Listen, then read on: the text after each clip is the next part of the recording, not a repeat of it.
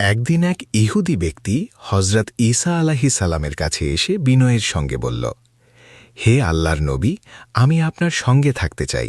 আপনার সান্নিধ্য আমার খুব ভালো লাগে।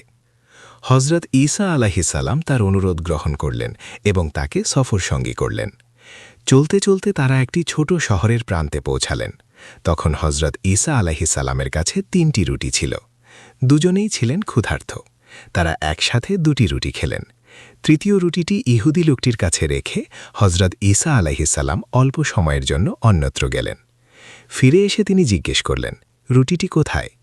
ইহুদি ব্যক্তি বিস্ময়ের ভান করে বলল, আমি তো কিছুই জানি না, আমি রুটিটি খাইনি।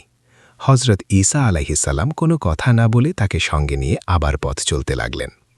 কিছুদূর এগিয়ে তারা একটি নির্জন বনভূমিতে প্রবেশ করলেন। হঠাৎ একটি হরিণ তার ২টি শাবকসহ তাদের সামনে এলো। হজরত ঈসা আলাইহিসাল্লাম আল্লাহর হুকুমে একটি শাবককে ডাকলেন। শাবকটি দৌড়ে তার কাছে এলো। তিনি আল্লাহর নামে সেটি জবাই করলেন। আল্লাহর অপার কুদরতে সঙ্গে সঙ্গে তা ভাজা গোশতে পরিণত হল। তারা দুজনেই তৃপ্তি সহকারে গোশত খেলেন। এরপর হজরত ঈসা আলাইহিসাল্লাম বললেন, হে শাবক, আল্লাহর আদেশে আবার জীবিত হয়ে যাও। মুহূর্তের মধ্যেই শাবকটি জীবিত হয়ে তার মায়ের কাছে ফিরে গেল। এত বড় মুজিজা দেখেও ইহুদি লোকটির অন্তরে কোনো ভয় কিংবা অনুশোচনা এলো না। পথে চলতে চলতে হজরত ঈসা আলাইহিসাল্লাম তাকে বললেন, আমি তোমাকে আল্লাহর কসম দিচ্ছি, সত্য করে বলো, তৃতীয় রুটিটির কি হয়েছে? কিন্তু পাষাণ হৃদয়ের মানুষটি আবারও বলল, আমি কিছুই জানি না।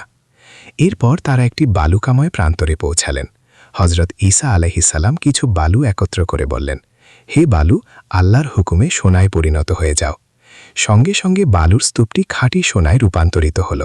তিনি সোনাটি ৩ ভাগ করে বললেন, ১ ভাগ আমার, ১ ভাগ তোমার, আর তৃতীয় ভাগ তার, যে তৃতীয় রুটিটি খেয়েছে।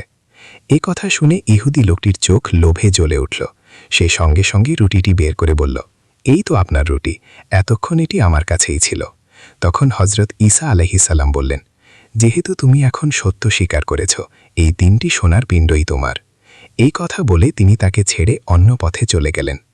ইহুদি লোকটি সোনার ৩টি পিণ্ড নিয়ে কিছু দূর যাওয়ার পর হঠাৎ দুজন দুর্ধর্ষ ডাকাতের মুখোমুখি হল। ডাকাতরা তাকে খাবার আনতে পাঠাল।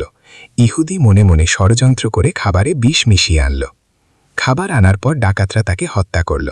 পরে তারা সেই খাবার খেতে গিয়ে বিষক্রিয়ায় ছটফট করতে করতে দুজনেই মারা গেল। শেষ পর্যন্ত ৩টি লাশ পড়ে রইল ৩টি সোনার পিণ্ডের পাশে, কিন্তু সেগুলো ভোগ করার মতো কেউ আর বেঁচে রইল না। শিক্ষা: এই ঘটনার মাধ্যমে আল্লাহ আমাদের বুঝিয়ে দিয়েছেন, লোভ মানুষকে মিথ্যা, বিশ্বাসঘাতকতা ও ধ্বংসের দিকে ঠেলে দেয়।